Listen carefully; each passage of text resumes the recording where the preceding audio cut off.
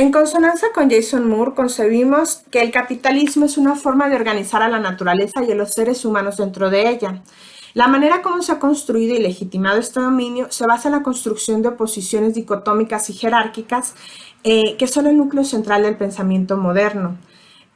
Dentro de este se considera a la naturaleza como un ente distinto, externo, inferior al ser humano que podía ser usado y dominado, o también se le ha interpretado como una escenografía sobre la que se desenvuelven las acciones humanas, como un mero fondo que permanece estático y pasivo. Ambas perspectivas convergen en su intencionalidad de hacer producir riqueza a la naturaleza mediante la actuación de los seres humanos sobre ella. Esto no quiere decir que otras formas de organización económica, política, social no hayan actuado sobre la naturaleza, no actúen sobre ella, pero sí que el capitalismo se ha caracterizado por la escala y violencia con que realiza estas prácticas y por las transformaciones profundas que ha inducido, poniendo en riesgo la regeneración metabólica a tal grado que la humanidad, miles de especies animales y vegetales y ecosistemas enteros se hallen hoy día en grave riesgo. La construcción discursiva y cognitiva que pesa sobre la naturaleza también se ha utilizado para legitimar la violencia y la explotación de poblaciones humanas con el argumento de que éstas son más cercanos a la naturaleza en el binomio artificialmente construido entre civilización y naturaleza. Así, concebimos que el entramado capitalista, patriarcal y colonialista ha establecido un régimen cognitivo, en palabras de Luciana Insalata, que recurre a las operaciones de segmentación, dicotomización y jerarquización para imponer y profundizar separaciones entre la naturaleza y los seres humanos, y entre los mismos seres humanos para imponer, justificar y legitimar la explotación. Este régimen simbólico, que se ha convertido ya en un sentido común, se materializa en una serie de instituciones y prácticas que aterrizan sobre los cuerpos y territorios concretos, alterándolos y produciendo transformaciones profundas en ellas. Comprendemos los cuerpos y los territorios como espacios geográficos que en distintas escalas imbrican aspectos materiales, biológicos, simbólicos, emocionales y prácticos, que son los soportes y también los medios y fines a través de los cuales se realiza la vida humana y no humana en interacción entre especies y entre estas y su ambiente. Los cuerpos y los territorios son los lugares donde la naturaleza se coproduce en continua interacción e interrelación entre los elementos abióticos, bióticos y los seres humanos dentro del tejido de la vida. Están geográficamente situados e históricamente son construidos. Son las concreciones en donde se organiza la red de flujos de materia y energía que producen la vida, en una interrelación compleja a lo largo de distintas escalas y espacios, tejiendo interacciones diversas y entrelazadas entre sí en distintas temporalidades, de manera compleja, pero también armónica e interdependiente. El marxismo ecológico ha aprendido estas complejas interacciones a partir de la noción de metabolismo, que da cuenta de los flujos continuos que ocurren entre la sociedad y la naturaleza, que deben observar algunos principios para garantizar su continuidad de manera armónica. Pero los cuerpos y los territorios son también los espacios en donde se realiza la depredación capitalista. Es de estos de donde se separan, extraen y reorganizan las materias y los flujos de energía para la acumulación. Si para Marx la corporalidad viva del trabajador, pero también su capacidad de habilidades, su poder creativo, son extraídos por el capital en una relación desigual que explota al trabajador durante el proceso de producción, lo que nos muestra la interacción entre la mirada marxista, feminista, decolonial y ecologista es que la relación de la explotación capitalista es mucho más amplia.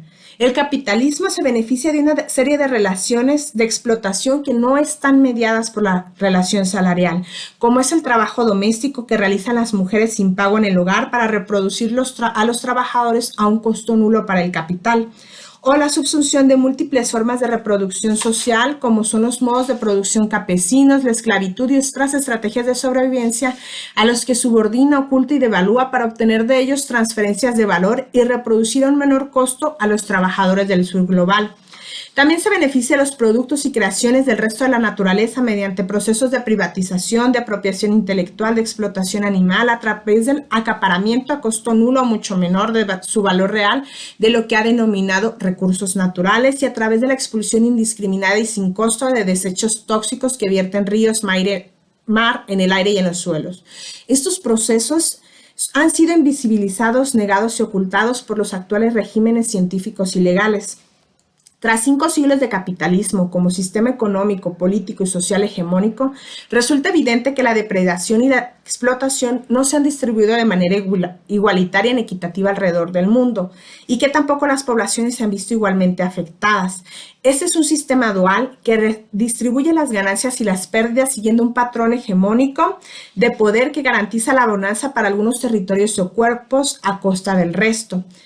A pesar de las demarcaciones entre el norte y el sur global que evidencian la imbricación geográfica y poblacional sobre la que se construye el acaparamiento y la desigualdad, es necesario reconocer que existen zonas geográficas cuyos territorios y poblaciones han sido objeto de colonización, que es donde se han instalado una serie de procesos imprescindibles para sostener al norte global. Estas zonas fueron construidas históricamente a través de procesos de guerras, conquistas, que instalaron una línea abismal, que impuso un orden del mundo vigente en él distinto al que aplica en otras regiones y que se caracteriza principalmente por la extrema violencia con la que se impone. Este es el caso del territorio americano y de las poblaciones originarias.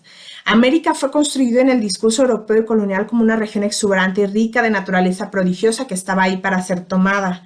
En 1949, a partir del Tratado de Tordesillas, que Horacio Machado considera un acto semiótico político de demarcación, se operó el ordenamiento territorial básico y fundacional de la geografía moderna, la instalación de una zona de acumulación y otra de extracción.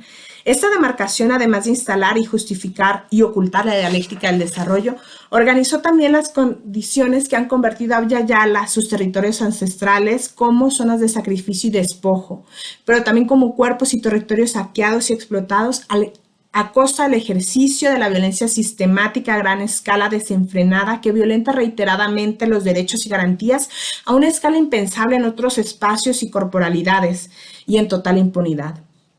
El episodio histórico que Marx denominó acumulación primitiva, que consistió en el despojo a gran escala de tierras y medios de sobrevivencia para inducir la dependencia económica de las poblaciones campesinas europeas, a la vez del acaparamiento de los sectores capitalistas, no ha dejado de acontecer en Abya Yala desde hace 500 años. Además, como mencionan Silvia Federici y María Mies, la acumulación primitiva va acompañada de procesos de violencia contra las mujeres que buscan reforzar el dominio masculino de ellas y los territorios. El colectivo Miradas Críticas del Territorio desde el Feminismo ha denominado como repatriarcalización lo que ocurre en los cuerpos territorios sometidos a procesos de relanzamiento y despojo y explotación en Abya Yala, que implican un reforzamiento y exacerbación de los episodios de violencia política, cultural, económica, física y sexual contra las mujeres.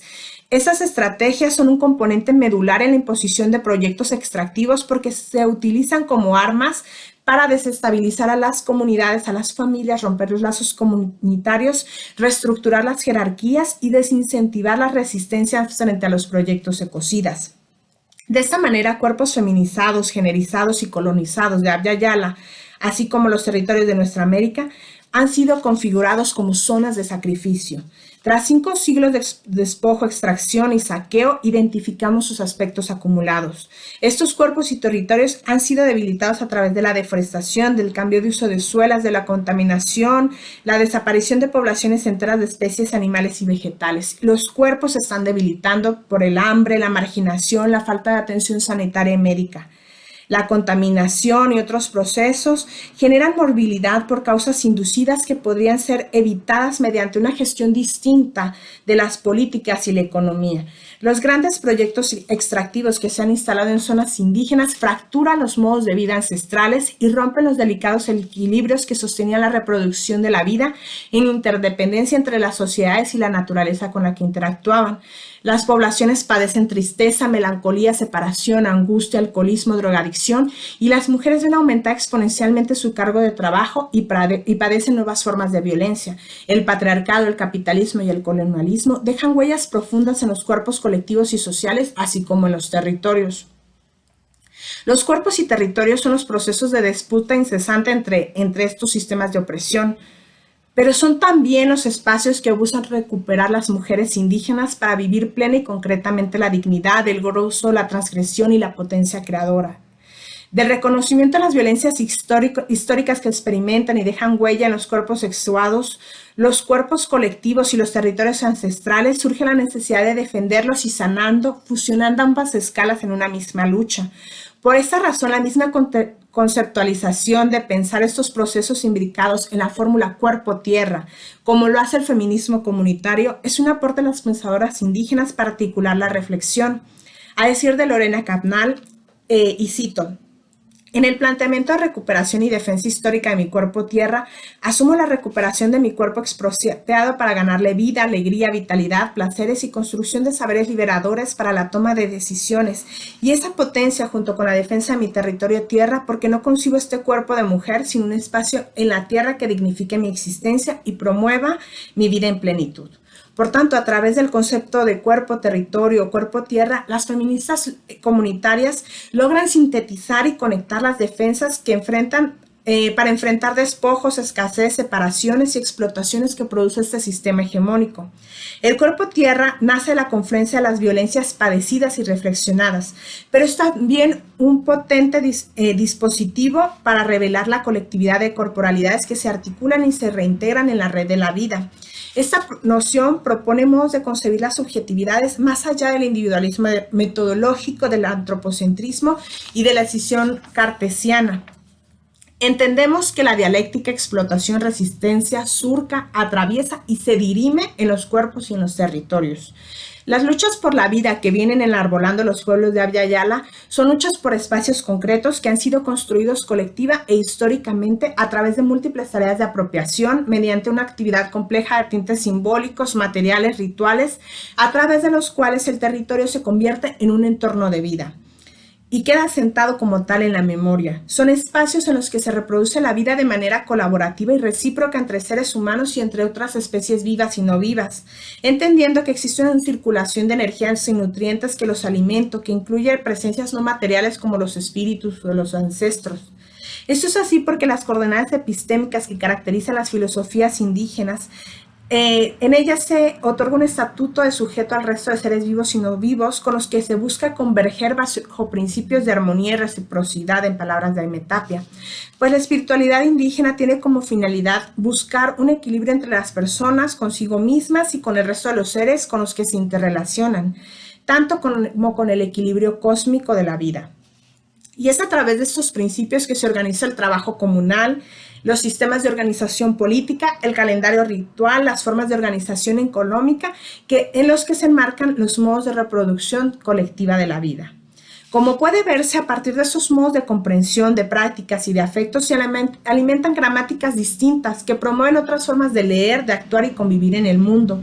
Me parece que esta profundidad de pensamiento y sentimiento es lo que ha llevado a que cada vez más los movimientos campesinos en el continente se posicionen, reclamen y busquen renovar su identidad indígena, porque es en ella en donde encuentran un caudal profundo que les permite organizar otros modos de lucha y fortalecer sus potencialidades políticas. De ahí que en las luchas renovadas de acumulación que azotan los cuerpos y territorios de Abya Yala, cada vez más estas poblaciones se den cuenta de que la defensa de un río o de territorios sagrados es mucho más que eso, que involucra la preservación de formas de vida comunitarias y de la naturaleza en su integralidad, a la par de que procesos personales de sanación también se conciben como en clave de descolonización de ideas, sentimientos que anidan en las corporalidades, como plantea Dorotea Gómez.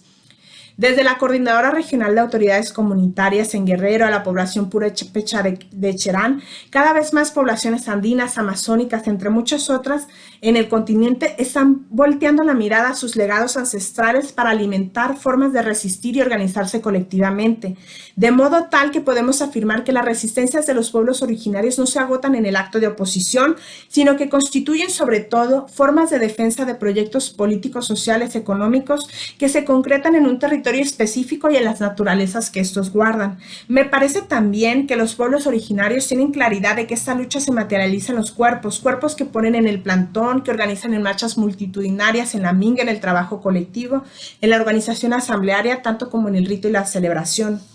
En esta lucha, los cuerpos de las mujeres tienen un lugar estratégico. Las mujeres indígenas se enfrentan al ejército, como ocurrió en el municipio de Chenaló, no como una excepcionalidad, sino como una estrategia frecuente en esta latitud. Son los cuerpos de las mujeres también los que permiten sostener la lucha en los tiempos ordinarios, como les llama Raquel Gutiérrez, que requieren la realización de múltiples tareas para permitir el fortalecimiento de los cuerpos, su descanso, la seguridad y el resguardo.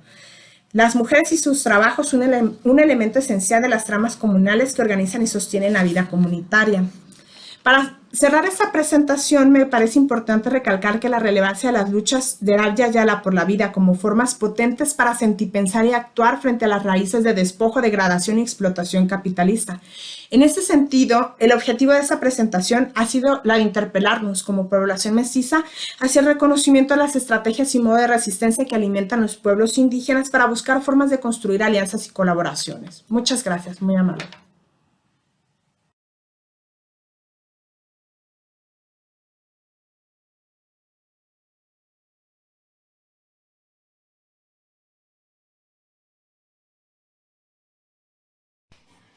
Hola, buenas tardes. Mi nombre es Yadira López Velasco y voy a compartir con ustedes el proyecto de Hierbas contra la Tristeza. Hierbas contra la Tristeza no solamente es un manual que recoge recetas para combatir la depresión y la ansiedad, es también un manual que recoge la historia viva de las mujeres de mi comunidad, del legado de la medicina tradicional y la cosmovisión de las mujeres zapotecas. Según esta cosmovisión y la de varios pueblos indígenas, cuando una persona sufre de ansiedad o depresión significa que el alma se le ha salido del cuerpo y es por ello que es necesario atenderla con urgencia.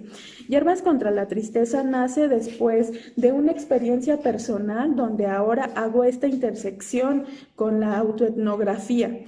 Sufro ansiedad y depresión por un lapso aproximado de 4 o 5 meses, donde recurro a la medicina occidental, a la medicina hegemónica para poder sanar esa ansiedad y depresión, para poder tratarla.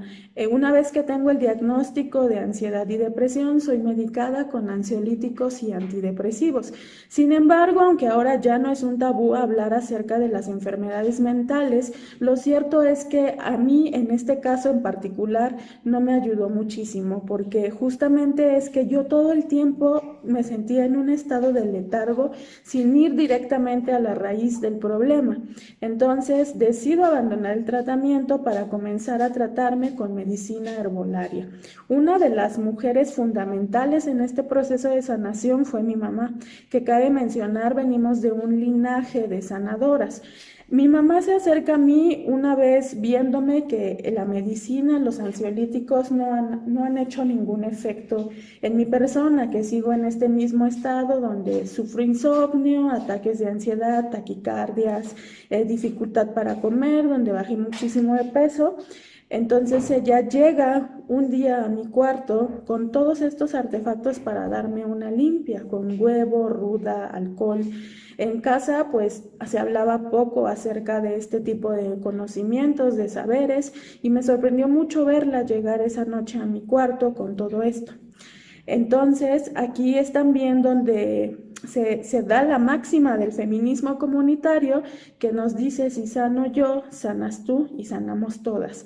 Es así que mi mamá empieza a contarme una historia ya de larga data familiar, donde me explica que mi abuela fue víctima de feminicidio en Oaxaca justamente por estos conocimientos ancestrales, que ella no había querido regresar a estos conocimientos por el miedo de ser señalada una vez más de bruja y que esto ocasionara problemas. Sin embargo, bueno, pues en su enorme amor y en el afán de que yo pueda sanar, llega y regresa además a estos conocimientos, abre esta herida y pues se genera un conocimiento súper potente. Acto seguido, pues empezamos a hablar las miembros de mi familia, mis hermanas, mi mamá, hacemos una especie de círculo de sanación donde cada una puede identificar estas heridas emocionales que ha vivido a mano de relaciones violentas y podemos hablar de cómo estas cuestiones que pudieran hablarse de sentires, de pensamientos, de la psique, también tienen un impacto en nuestra corporalidad, lo que la psicología podría llamar somatización. Para las mujeres indígenas y para muchos pueblos indígenas, nosotros somos unidad, es decir, somos una en cuerpo, alma y mente. Es por eso que lo que pasa a nivel de sentires, por supuesto que impacta en nuestro cuerpo, y esto se ve reflejado, bueno, pues en cansancio, en inapetencia, en insomnio, etcétera, en dolores de espalda, dolores de estómago. Entonces es por eso que con estos círculos de sanación pues nos damos cuenta que es necesario romper por completo este círculo que habla una y otra vez de cargar con las tristezas que no nos corresponden. Y es por eso que para el feminismo comunitario y para muchas mujeres de pueblos indígenas, bueno, pues este eslabón de violencia se tiene que romper en algún momento. Hay una mujer en esta cadena que no aguanta más y estalla, pero que este estallar en realidad es como dar a luz, porque significa dar a luz todo este dolor, poder expresarlo, poder hablarlo, pero también poder sanarlo, porque ese es el objetivo, esa es la meta, poder sanar y poder romper ese eslabón de cargar con tristezas que no nos corresponden. Entonces empezamos a hablar de estas historias de las ancestras, de nuestra genealogía, donde venimos experimentando historias de violencia, que cargamos con el feminicidio de mi abuela, con la orfandad de mi mamá, con las violencias que habían sufrido mis hermanas mayores, con la violencia propia, porque cabe destacar que este periodo de ansiedad y depresión vino a raíz de una relación violenta. Entonces era momento de romper esa cadena y poder comenzar a sanar. Hierbas contra la tristeza surge entonces como una ponencia charla para la Feria del Libro Feminista y Decolonial en Oaxaca. Entonces, el lema de ese año era Cuerpo, Rebeldía y Sanación. Y decido contar mi experiencia con las hierbas. Por un acto de casualidad, en esa misma feria del libro se iba a presentar Lorena Cabnal, una de las máximas exponentes del feminismo comunitario de Guatemala, y pudimos conversar y platicar acerca de cómo son muy similares las historias de las mujeres zapotecas con las mujeres guatemaltecas, es decir, que todo el Abya Yala está conectado pues por esta experiencia desde la cosmovisión y desde el ser mujer y desde nuestras formas propias de sanación.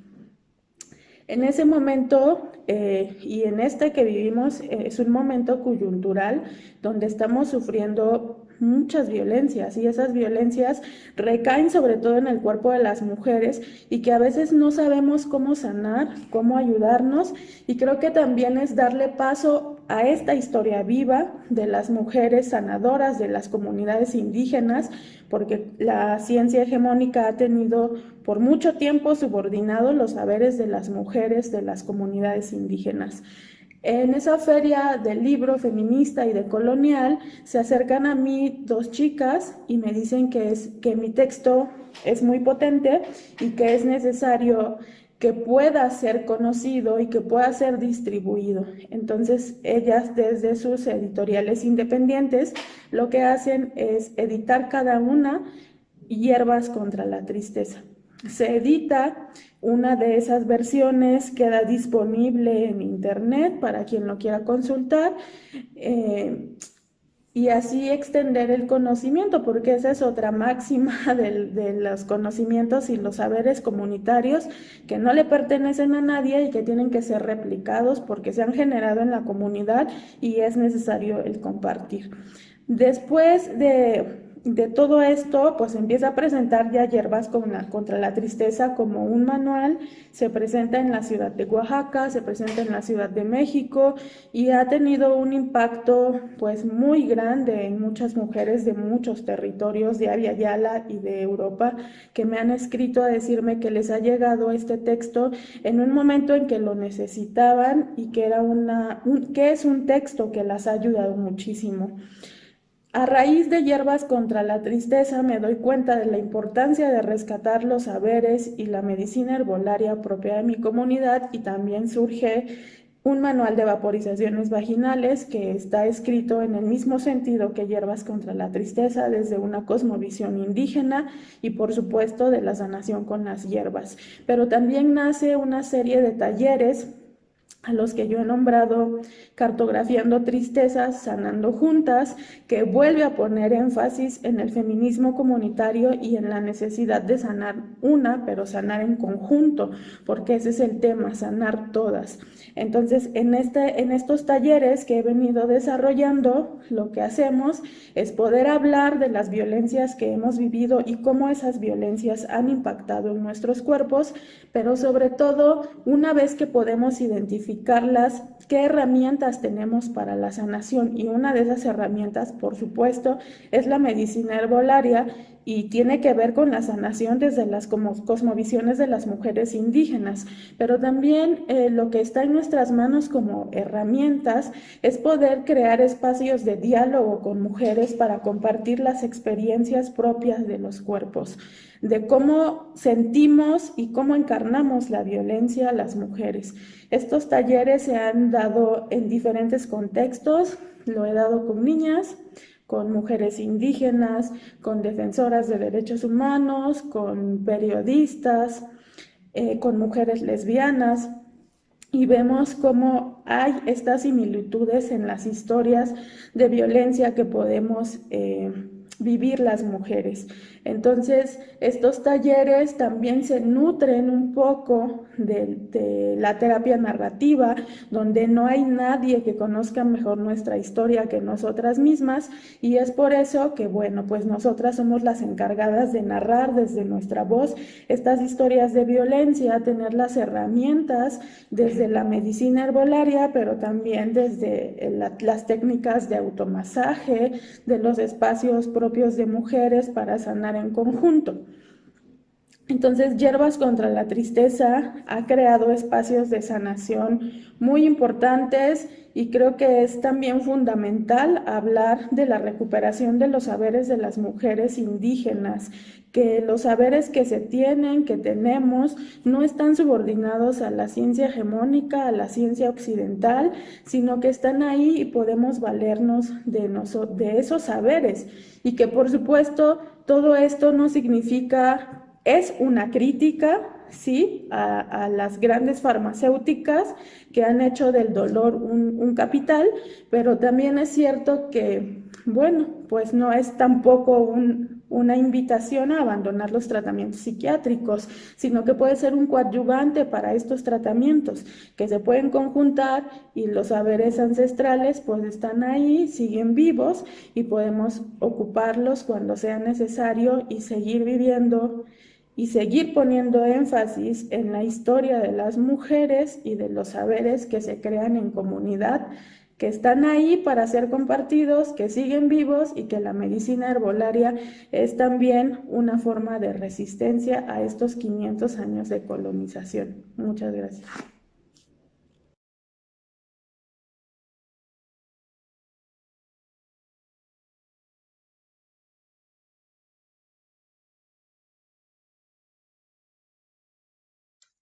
Hola, mi nombre es José Luis Jofré. Agradezco a los organizadores de este evento la posibilidad de participar en el mismo. En esta oportunidad voy a hablar de las hierbas medicinales indígenas, aportes del conocimiento ancestral a la medicina europea del siglo XVI hacia una descolonización epistémica de la memoria. Voy a partir de un autor que se llama Nicolás Monarde, y la intención es mostrar dos cuestiones. Una es cómo se dieron los procesos de apropiación del episteme indígena o de los pueblos originarios en relación con la medicina por parte de autores europeos como Nicolás Monardes, y al mismo tiempo hacer un ejercicio que nos permita recuperar a otros autores que también escribieron libros y que produjeron en relación con las hierbas medicinales. La opción por las hierbas medicinales y por la medicina es precisamente porque en las representaciones sociales, cuando se habla de ciencia moderna, muchas veces se piensa justamente en la medicina y en los medicamentos. Parto entonces de un planteo del problema, recordando que Nicolás Monardes que nació en Sevilla y que estudió en Alcalá de Henares, y que como médico desarrolló toda su actividad durante 40 años en su ciudad natal, dice en la introducción de esta obra, hace referencia a una de las cuestiones que siempre nosotros tenemos presente, cómo de las Indias occidentales llegaban al puerto, justamente al puerto de Sevilla, todo tipo de riquezas, oro, plata, perlas, etc., ¿no? Y al mismo tiempo dice el autor que además llegaban nuevas medicinas, nuevos remedios con que se curan y sanan, decía el autor, muchas enfermedades que si careciéramos de ellas fueran incurables y sin remedio. Dicho esto, el autor pasa a borrar, como quien dice, escribe con la mano y borra con el codo, pasa a señalar que él es el primero en experimentar con estas hierbas. Él en su jardín botánico experimenta, hace los remedios y luego los prueba con sus pacientes, y como ha tenido éxito con sus tratamientos, los vende a toda Europa, ¿no?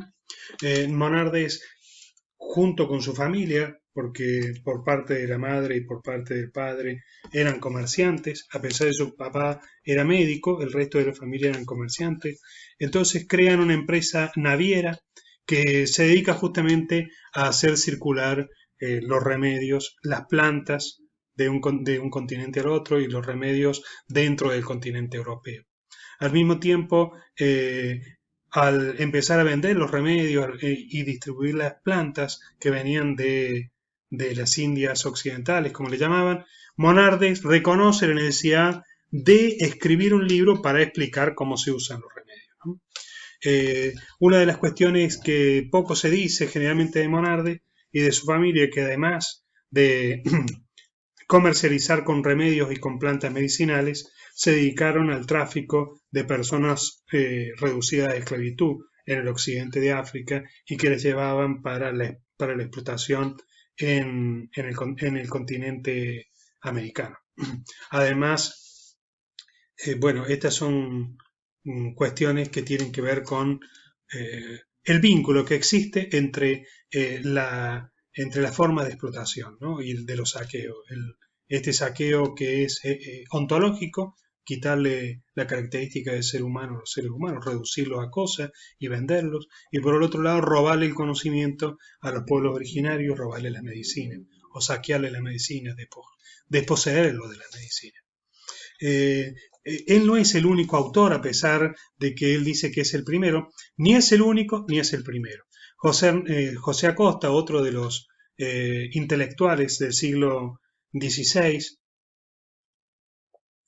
que fue jesuita y que por pedido de él fue enviado al Perú en 1571. Este autor recorre, llega a las Antillas y durante un año recorre el continente hasta llegar a Perú, donde se quedará 16 años y después irá a Nueva España y de Nueva España a España, ¿no?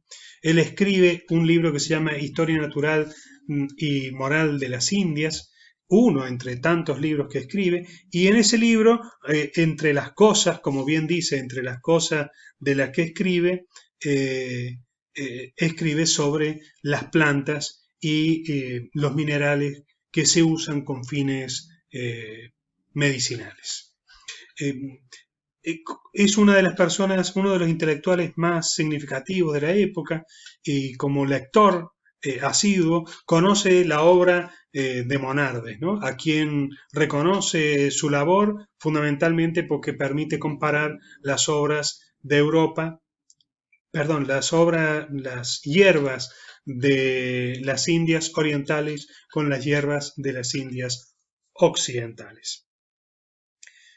Una de las cuestiones que le critica a Monardes, José Acosta, es que a veces parece que inventa cosas. Por ejemplo, sobre el bálsamo de las Indias, dice que tenía como cierta preocupación y le dedicó mucho espacio de sus libros, y él dice, bueno, pero entre los antiguos indios no parece que lo utilizaran a este bálsamo de las Indias con fines medicinales, ¿no? O sea, ahí aparece una de las primeras críticas entre quien vive y escribe en el continente avialaense o como americano, como le diríamos ahora, y quien escribe solamente desde Europa por boca de terceros.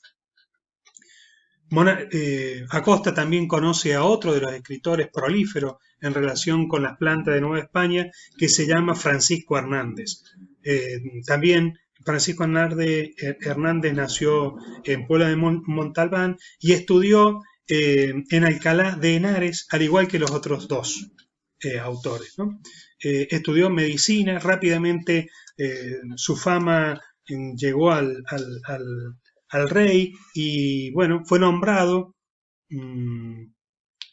médico de la corte, ¿no? Y poco después el rey le encomienda, lo nombra protomédico general de todas las Indias, islas y tierra firme del mar Océano, y le encomienda una misión científica que debía desarrollar durante 5 años en Nueva España. ¿Y a qué lo manda? Y especialmente dice a recoger todo lo que tenga que ver con las hierbas medicinales y con las medicinas, ¿no? Con una preocupación que había en Europa por estas cuestiones. Entonces le encomienda que vea médicos, cirujanos, herbolarios, ¿no? Y obviamente que esos médicos, cirujanos y herbolarios serían náhuatl, ¿no? O serían mayas, porque serían de la zona, ¿no? Reconocimiento que ya está en la palabra del rey. ¿Qué pasa con la obra de Hernández? Hernández escribe solo de esta temática de las plantas de Nueva España 17 volúmenes, en los cuales hay alrededor de 3.000 plantas reconocidas, descritas y ilustradas, ¿no?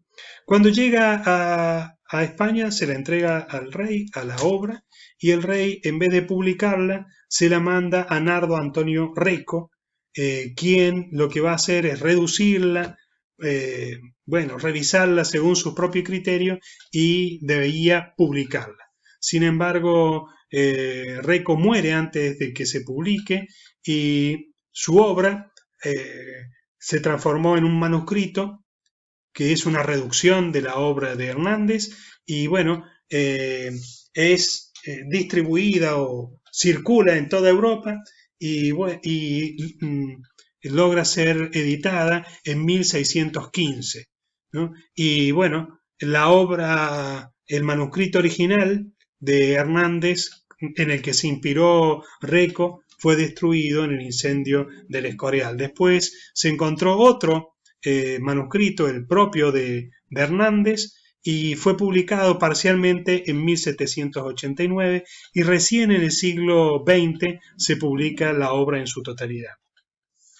En América o a la Nueva España llega una copia del texto de Reco y llega a las manos de Francisco Hernández de Luna, un fraile dominico que vive en el convento de Santo Domingo y trabaja en el hospital de Santa Cruz de Oxtepec, ¿no?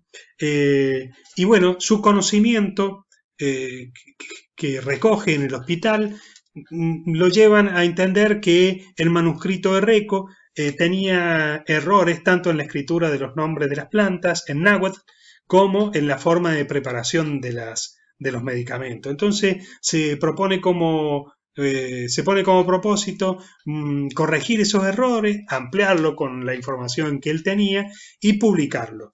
De esa manera publica un libro que va a ser conocido como 4 libros. En él reconoce a los otros 2 autores que trabajaron. Fundamentalmente reconoce a Hernández y a Reco, ¿no?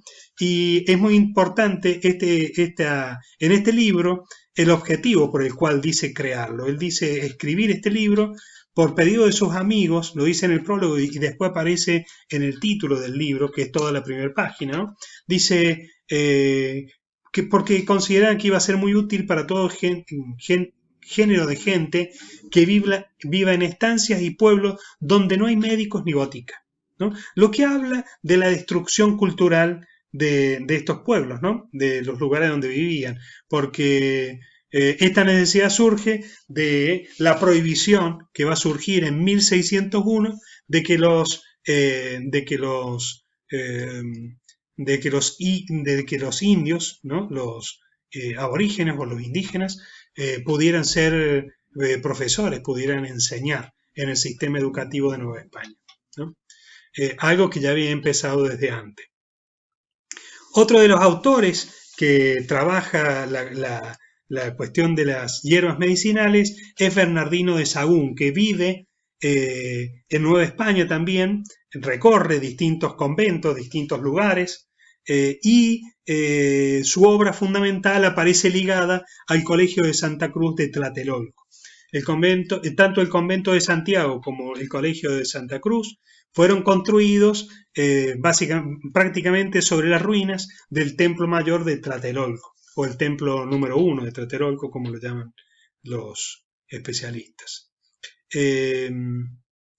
Una característica singular de la obra de este autor es la forma en que se produce la obra, ¿no? Porque él trabaja, incorpora a su equipo de investigadores, como ya lo había hecho Francisco Hernández, o como lo hace Francisco Hernández casi en forma contemporánea con él, lo hace con los científicos, podríamos decir, náhuatl, lo hace con los titisis, es decir, con los médicos, con los tlamatines, con los sabios o los filósofos, y ahí participan en la escritura de sus libros los tracuilocue, ¿no? Que eran los que pintaban o escribían pintando, ¿no? Que son los que ilustraban los libros y que venían de la tradición anterior que escribían los amoxtli, ¿no? Los libros náhuatl, anteriores a la llegada de los españoles.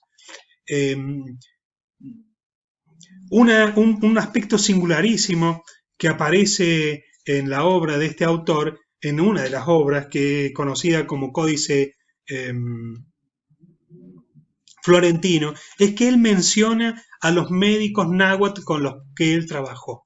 Si bien los nombres están castellanizados, ¿no? Los reconoce, y en una parte del libro menciona a un grupo muy importante de estos médicos, ¿no? Desde Gaspar Matías hasta Antonio Martínez. Bueno, una característica singularísima de Bernardino de Sahagún. Sin embargo, Bernardino de Sahagún tampoco es el primero en escribir sobre la temática, ¿no?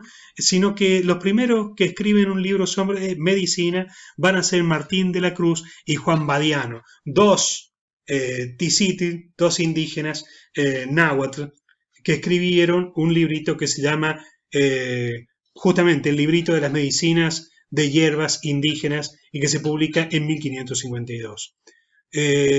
Como cuestiones, ya no sé. Bueno, como cuestiones finales surgen una serie de observaciones que podríamos compartir luego cuando se abra.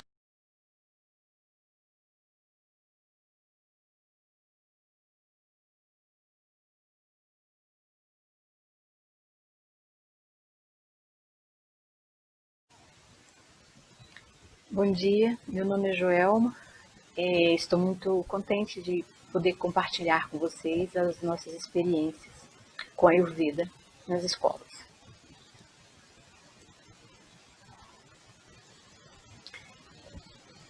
Esse projeto, ele se chama Educação em Saúde com a Ayurveda, experiências nas escolas públicas e na Secretaria de Saúde. Primeiramente, o que é Ayurveda, né? Ayurveda é uma palavra que vem do sânscrito. Ayur significa vida, Veda significa ciência, sabedoria, conhecimento. Então, Ayurveda nós podemos traduzir por ciência da vida. O Ayurveda é um sistema de saúde tradicional, originário da Índia, registrado em textos clássicos com mais de 3.000 anos. Já foi reconhecido pela OMS desde 1982. Esse conhecimento tradicional tem fortes raízes históricas e culturais e tem como grande aceitação, né, e aplicabilidade em várias regiões do mundo, onde muitas vezes, para muitas comunidades, esse é a única forma de atenção primária que eles têm acesso. O Ayurveda ele tem uma conotação mais preventiva, mais educativa e oferece recursos com possibilidades para ajudar na modificação de hábitos que favorecem o equilíbrio, a preservação e a recuperação da saúde. Por sua amplitude, ele dialoga com a ecologia, com outros saberes tradicionais, outras formas de ser, de viver, em harmonia e respeito com a natureza. As práticas integrativas e complementares em saúde, elas foram institucionalizadas no Sistema Único de Saúde, no SUS, aqui no Brasil, desde 2006. Mas o Ayurveda mesmo, ele só foi incluído nessas práticas integrativas em 2017. Essa experiência, né, que nós fizemos no âmbito da Secretaria de Saúde, foram atividades oferecidas para profissionais da saúde de diferentes áreas num programa de educação permanente, que é desenvolvido, que é oferecido, né, uma estratégia do SUS para a formação e desenvolvimento do quadro de servidores. E na Secretaria de Educação foi incluído como a ampliação de um projeto que já vinha sendo desenvolvido por servidores da Secretaria de Saúde e da Secretaria de Educação. Era o projeto Práticas Integrativas de Saúde nas Escolas. E aí era um projeto pensando, né, era uma intervenção e prevenção, e colocava à disposição da comunidade escolar algumas práticas, né, e alguns métodos de cuidado, né, de autocuidado. Para apresentar ou para desenvolver essas atividades com a Ayurveda, foi necessário, a gente precisava apresentar alguns princípios, né, do Ayurveda, e aí então eu vou falar, a partir de agora, alguns desses princípios que eram compartilhados nas oficinas, nos talleres, né? O Ayurveda, a partir da observação da natureza e suas interações, ele considera o ser humano como um microcosmo, operando com as mesmas leis do macrocosmo, da qual ele também faz parte. Então, segundo o Ayurveda, tudo o que existe se manifesta pela composição e interação de 5 elementos, inclusive o ser humano. Esses 5 grandes elementos, que são chamados os Panchamahabhutas, são o espaço, e aí a gente já vai pensando nas qualidades desses elementos, né? Então, o espaço é a vastidão, a expansão e é o receptáculo de todos os outros elementos. No nosso corpo, onde que a gente encontra espaço? Né? No estômago, nos ouvidos, na cavidade nasal, né? O ar e o vento, ele se relaciona com o movimento, com a leveza, com a mudança. No corpo, está ligada aos batidos do nosso coração, a circulação sanguínea, todos os movimentos, a respiração. O fogo é energia, luminosidade, calor, potência, está ligado ao metabolismo, à combustão. E, óbvio, tem conexão, né, com a fonte vital, com o sol, e se relaciona no nosso corpo com a digestão, uma digestão inclusive de pensamentos, com a visão. A água é fluidez, flexibilidade, movimento. E no corpo, não é? A saliva, o plasma. A terra se liga com a solidez, com o peso, com a densidade. E no nosso corpo é responsável, né, pelas estruturas todas, né? E compõe os nossos ossos, as cartilagens, unhas e etc. Esses elementos, esses 5 elementos, ao interatuar e se combinar em proporções únicas para cada indivíduo, eles são denominados doshas. De acordo com a preponderância de cada um desses elementos na pessoa, a gente denomina vata, pitta ou kapha.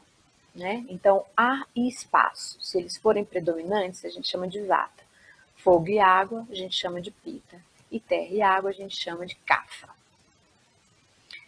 Então, vata, pitta e kapha eles são inteligências que trabalham de forma complementar para controlar todos os processos fisiológicos do corpo, da mente, em busca de saúde. Sua alteração é a principal causa do processo de adoecimento, de causa de enfermidade, a partir do ponto de vista do Ayurveda. Então, os doshas definem a estrutura física, as tendências de comportamento, de ideias, as doenças, pensamentos e reações de cada indivíduo.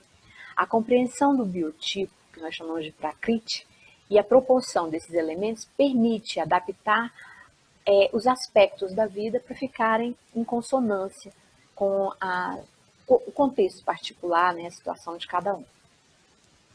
Quando se tem vata predominante, né, que é a energia de movimento e mudança, geralmente essas pessoas têm uma forma e estrutura leves, costumam ser mais delgadas, mais magras, né? Em equilíbrio, os vatas são criativos, inspirados, ágeis, plenos de energia e de novas ideias, né? Tem boa circulação e uma percepção aguçada.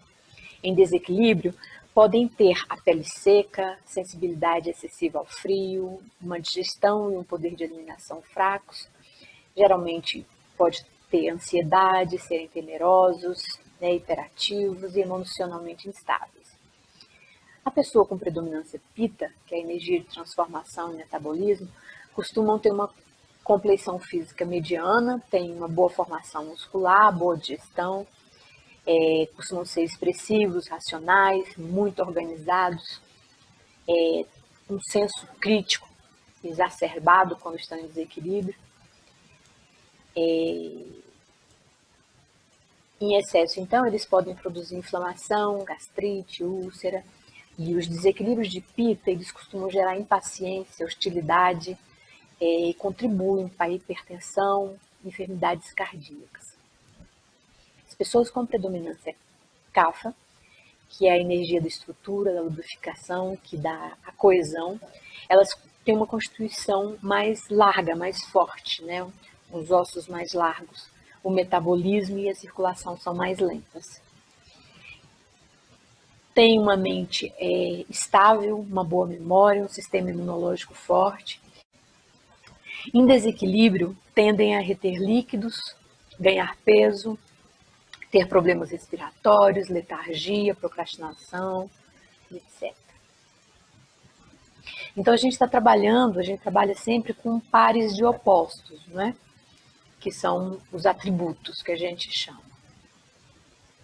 Essas qualidades também se encontram nos alimentos. E aí, a partir disso, é que nós construímos o tratamento da pessoa. Com essas, tendo em conta esses atributos, aí a gente vai trabalhar com o oposto, né? Porque esse é um princípio básico do tratamento ayurvédico que a gente chama Samanya Vishesha. Semelhante aumenta semelhante e Vishesha, o oposto, reduz o oposto.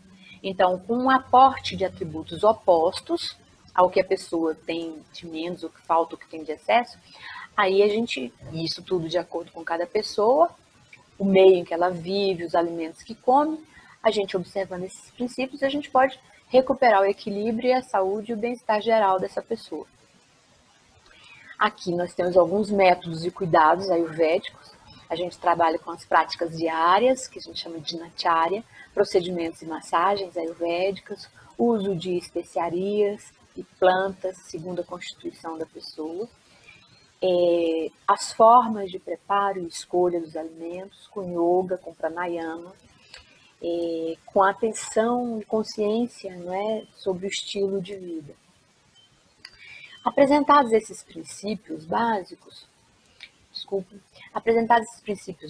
então a gente constrói junto com o grupo uma prática diária, que é uma rotina, que tem alguns elementos que podem ser básicos para todo mundo, mas aí a gente especifica de acordo com cada pessoa, que é sempre assim que se trabalha, né? Os resultados iniciais desse trabalho com educação em Ayurveda, a gente só coletou dados das atividades feitas em 2020. E aí, de 48 pessoas, 27 responderam.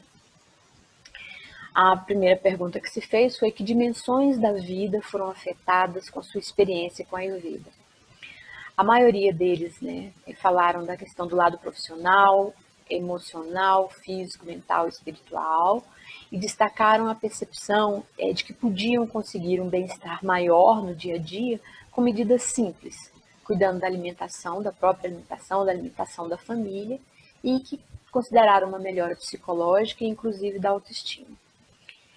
A outra pergunta, que práticas e perspectivas, né, foram incorporadas no seu dia a dia? A maioria respondeu que fizeram alterações da alimentação e incluíram o uso de especiarias sobre tudo isso. E a rotina diária também com maior autoobservação. No espaço de sugestões, indicaram a relação de outras atividades e a expansão desse trabalho para outros colegas. Dos resultados iniciais com essa proposta de ensino e intervenção, destacamos, a gente observa alguns elementos que fazem parte do campo semântico, né, dos respondentes, como corpo, mente, espírito, que são aspectos que já estão lá na definição da Organização Mundial de Saúde, do que seja saúde, e também, ao mesmo tempo, falam de temas bastante concretos, né? Como alimentação e especiarias.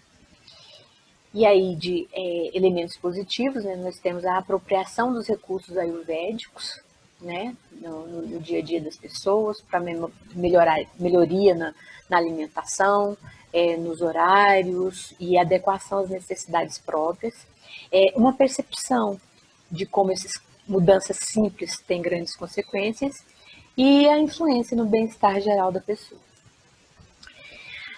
Algumas conclusões provisórias, né, que nós podemos observar, né, que esse autocuidado, como concebido nessa proposta, constitui um direito fundamental de educação e saúde, porque reconhece e incorpora outros conhecimentos, amplia e reforça ações preventivas em saúde e também promove a autonomia e a responsabilidade de participar no desenvolvimento de novas formas de existência e convivência. Por sua conotação mais preventiva, então, esses resultados apontaram uma capacidade de inspirar e apropriar a modificação de hábitos, oferecendo ferramentas ao indivíduo sobre como viver em harmonia consigo mesmo, com a família, no campo social, no trabalho, né? E possibilita e potencializa o autocuidado de forma pessoal e grupal, favorecendo também a formação de multiplicadores. Combinar esses conhecimentos tradicionais em saúde com as práticas escolares cotidianas, muito além dos reflexos imediatos, né, sobre o processo de ensino-aprendizagem, é uma valiosa ferramenta para gerar autonomia e responsabilidade, retomando e fortalecendo os laços comunitários e familiares para resgatar a importância de se construir uma rede de cuidados em que se reconheça a importância do cuidado de si, do outro e do mundo como elemento básico para o bem viver. Muchas gracias. Muchas gracias. Estoy a disposición si alguien quiera hacer preguntas.